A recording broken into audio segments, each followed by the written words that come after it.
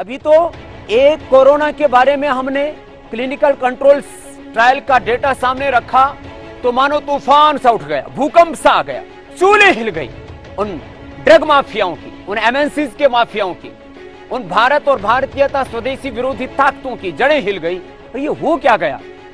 ये टाई साई पहनने वाले ये तो रिसर्च करते थे, ये लंगोटी धोती पहनने वाले कब से रिसर्च करने लगे? तो तुमने ठेका ले रखा है कि तुम ही रिसर्च करोगे। एक सन्यासी एक साइंटिस्ट की भूमिका में नहीं हो सकता, एक आचार्य वो जो है उस साइंस और टेक्नोलॉजी में रिसर्च में काम नहीं कर सकता। ये कौन सी अस्पृश्यता है? आयुष मंत्रालय ने कहा है कि अभी क्योर शब्द का प्रयोग ना करें, इसलिए हमने पूरी प्रेस कॉन्फ्रेंस में क्योर शब्द का प्रयोग नहीं किया है। उसके लिए कोरोना मैनेजमेंट शब्द का प्रयोग करें, या कोरोना के को हील करने के लिए बोलें, या कोरोना के पेशेंट्स को बेनिफिट के लिए बोलें, या कोरोना पेशेंट्स इससे नेगेटिव हुए ये बोले, इसके ऊपर कोई पाबंदी नहीं है।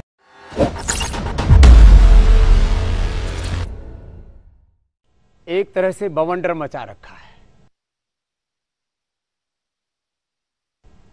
पलटी मारी, पतंजलि ने यू टर्न लिया, पतंजलि ने कोई अनुसंधान नहीं किया, पतंजलि फेल हुआ, और कुछ लोगों ने तो स्वामी रामदेव की जात को लेकर के, मेरे धर्म को लेकर के, मेरे सन्यास को लेकर के,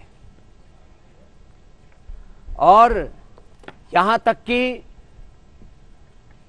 अलग अलग प्रकार से एक बहुत गंदा वातावरण बनाने की कोशिश की।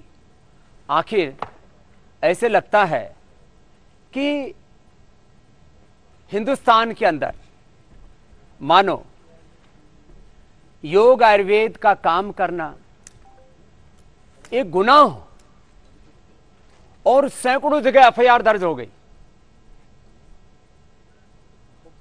माने एक जैसे किसी देशद्रोही और आतंकवादी के खिलाफ एफआईआर दर्ज होती है, और कुछ सिरफिरे लोगों ने हेडलाइन चलानी शुरू कर दी। कुछ लोगों ने, अब सोशल मीडिया में तो अपने अपने मालिक खुद हैं, खुद एडिटर हैं, खुद ही ओनर हैं, और खुद ही सबसे बड़े ठेकेदार हैं सच के। स्वामी रामदेव जेल जाएंगे, और एक आर्टिफिशियल जेल बना करके और उसके पीछे स्वामी रामदेव को बैठा दिया कि अब 7 दिन बाद स्वामी रामदेव सलाखों के पीछे जाने वाले हैं। अरे भाई, ऐसा क्या गुनाह कर दिया? आयुष मंत्रालय ने भी कहा है कि भाई पतंजलि ने जो 23 जून को कोरोना के संदर्भ में जो randomised placebo control double blind clinical trial किया, ये मेडिकल टर्मिनोलॉजी है, randomise placebo control double blind clinical trial किया। उसमें 3 दिन में 69%, 7 दिन में 100 के 100% पेशेंट नेगेटिव हो गए। उसका पूरा डेटा हमने आयुष मंत्रालय को दे दिया। उसके लिए जो भी रिसर्च के लिए अप्रूवल से लेने थे, सीटीआरआई के अप्रूवल से लेकर के, वो सारे के सारे अप्रूवल्स भी हमने आयुष मंत्रालय को सबमिट कर दिए। और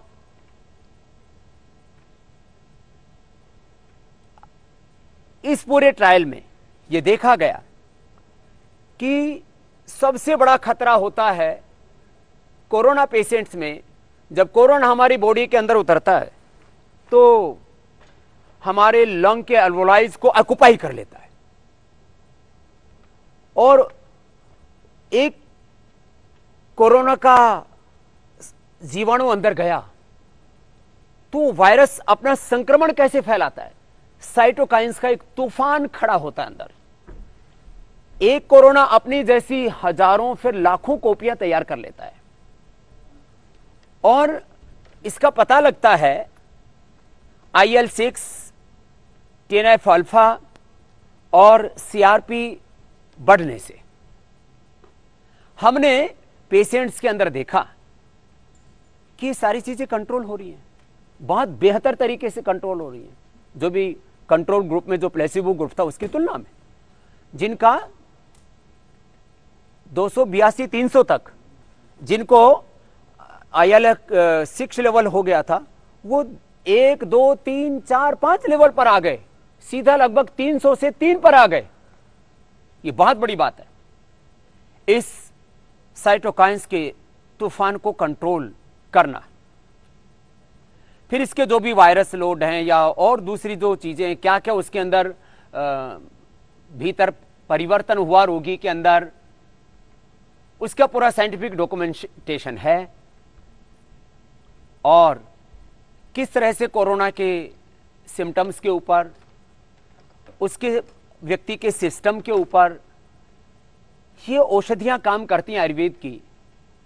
जो भी देखना चाहे उस क्लिनिकल कंट्रोल ट्रायल की पूरी रिसर्च वो हमने आयुष मंत्रालय को जमा की हुई है। अब जब सारे अप्रूवल से लेकर के आयुर्वेद को क्लिनिकल कंट्रोल ट्रायल के जो भी पैरामीटर्स मॉडर्न मेडिकल साइंस ने सेट किए, स्वामी रामदेव ने पैरामीटर्स नहीं बनाए हैं, आचार्य बालकृष्ण ने पैरामीटर्स सेट नहीं किए हैं, ये पतंजलि के बनाए हुए पूरे प्रोटोकॉल्स नहीं है, ये मॉडर्न मेडिकल साइंस ने जो प्रोटोकॉल बनाए उन प्रोटोकॉल्स के अकॉर्डिंग हमने ये रिसर्च किया। अभी तो एक कोरोना के बारे में हमने क्लिनिकल कंट्रोल ट्रायल का डेटा सामने रखा तो मानो तूफान सा उठ गया, भूकंप सा आ गया, चूलें हिल गई उन ड्रग माफियाओं की, उन MNCs के माफियाओं की, उन भारत और भारतीयता स्वदेशी विरोधी ताकतों की जड़ें हिल गई। और ये हो क्या गया? ये टाई साई पहनने वाले ये तो रिसर्च करते थे, ये लंगोटी धोती पहनने वाले कब से रिसर्च करने लगे? तो तुमने ठेका ले रखा है कि तुम ही रिसर्च करोगे। एक सन्यासी एक साइंटिस्ट की भूमिका में नहीं हो सकता, एक आचार्य वो जो है उस साइंस और टेक्नोलॉजी में रिसर्च में काम नहीं कर सकता। ये कौन सी अस्पृश्यता है? ये एक नई इंटचेबिलिटी, एक नई अस्पृश्यता, एक नई घृणा, एक नया उन्माद, एक ये किस तरह का हेट का दौर है? ये किस प्रकार से एक पूरी की पूरी एक सामंतवादी, एक साम्राज्यवादी सोच है कि कोई वेद पढ़ा हुआ, कोई भगवा कपड़ा पहनने वाला, कोई सन्यासी, कोई आचार्य कैसे रिसर्च कर सकता है? हमने योग आयुर्वेद की रिसर्च के लिए लगभग 10,000 करोड़ रुपए का इंफ्रास्ट्रक्चर खड़ा किया है इस देश के लोगों की ताकत से, उनके आशीर्वाद से, उनके स्नेह से। और अभी मैंने कहा ये तो एक क्लिनिकल कंट्रोल ट्रायल के डाटा सामने रखे तो पूरी मॉडर्न मेडिकल साइंस में तूफान सा उठा, और उन्हीं के बनाए हुए प्रोटोकॉल्स के अकॉर्डिंग, उन्हीं के बनाए हुए रिसर्च पैरामीटर्स के अकॉर्डिंग हमने ये कार्य आगे बढ़ाया है। अब ये कार्य और आगे बढ़ेगा और हम इस पूरे अनुसंधान को और बहुत दूर तक लेकर के जा रहे हैं। मैं इसलिए इस बात को कहना चाहता हूं कि आज मैं 5-7 बातें पूरी स्पष्टता के साथ सबके बीच शेयर करना चाहता हूं। एक बात कि यह जो आप मेरे हाथ में तीनों औषधियां देख रहे हैं, इनका बनाने का जो लाइसेंस होता है, जिसको बोलते हैं आयुर्वेद में ड्रग लाइसेंस, यूनानी और आयुर्वेद डिपार्टमेंट होता है स्टेट गवर्नमेंट का, जो सेंट्रल के आयुष मंत्रालय से संबद्ध होता है, उससे हमने इनका लाइसेंस लिया हुआ है। अब कुछ लोग इसी पर कोहराम मचा रहे हैं कि आपने लाइसेंस क्या लिया हुआ है और आप इसके ऊपर रिसर्च क्या कर रहे हो। अब मैं 2 बातें अलग अलग कहनी चाहता हूं। भैया, आयुर्वेद में ड्रग लाइसेंस का जो प्रोसीजर है वो औषधियों के परंपरागत गुण विज्ञान के आधार पर मिलता है। यह खाली स्वासारीय कोरोनिल की बात नहीं है। आयुर्वेद की सभी औषधियों का जो रजिस्ट्रेशन होता है वो उनके परंपरागत गुणों के आधार पर होता है। कोई भी औषधि का जो अनुसंधान है, क्लिनिकल कंट्रोल ट्रायल है, उसका प्रोटोकॉल आयुर्वेद तय नहीं करता है। उसके लिए, क्योंकि पूरे मेडिकल सिस्टम को एलोपैथी या मॉडर्न मेडिकल साइंस लीड करता है, तो मॉडर्न मेडिकल साइंस ने रिसर्च के पैरामीटर्स बना रखे हैं, हम उसको फॉलो करते हैं। तो हमने कोरोनिल का, स्वासारी का जो आयुर्वेदिक ड्रग लाइसेंस है, वो परंपरागत गुणों के आधार पर लिया। इस पर जो स्वासारी पर भी, श्वास रोगों पर, दमा पर, अस्थमा पर, रेस्पिरेटरी सिस्टम के ऊपर ये किस तरह से काम करती है, इसका इंटरनेशनल जर्नल में हमने रिसर्च पेपर भी पब्लिश किया हुआ। अब कोई कहे कि स्वासारी का तो आपने रजिस्ट्रेशन लिया आयुष से, और इसके ऊपर आपने इंटरनेशनल जर्नल में स्टडी कैसे प्रकाशित कर दी, इसके ऊपर रिसर्च कैसे कर लिया आपने?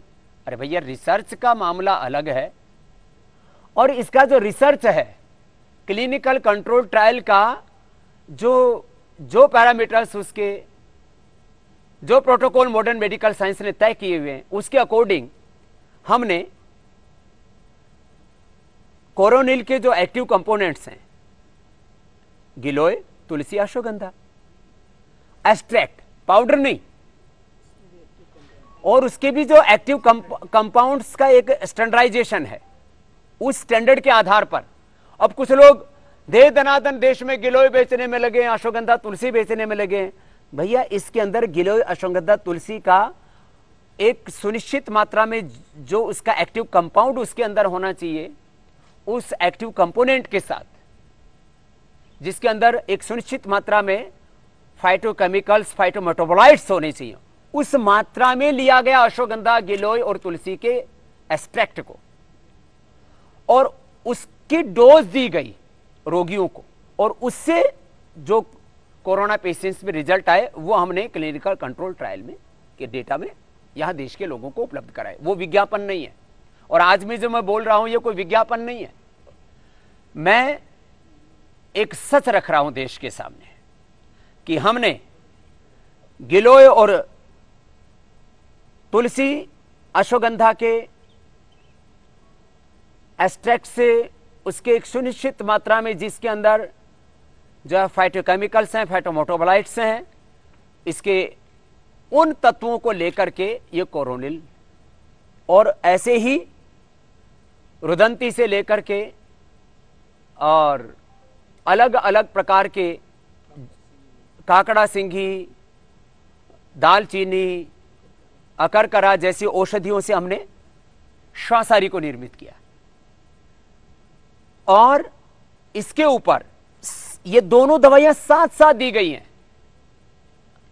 स्वासारी और कोरोनिल के, गिलोय, तुलसी, अश्वगंधा साथ साथ दी गई हैं। लाइसेंस अलग अलग है, लेकिन स्वासारी और इस कोरोनिल के अंदर जो एक्टिव कंपाउंड्स हैं, उसके बारे में मैं बता चुका हूं। इनका साथ साथ प्रयोग किया गया है, साथ में अणु तेल भी डाला गया है, और ये समान रूप से इफेक्टिव है।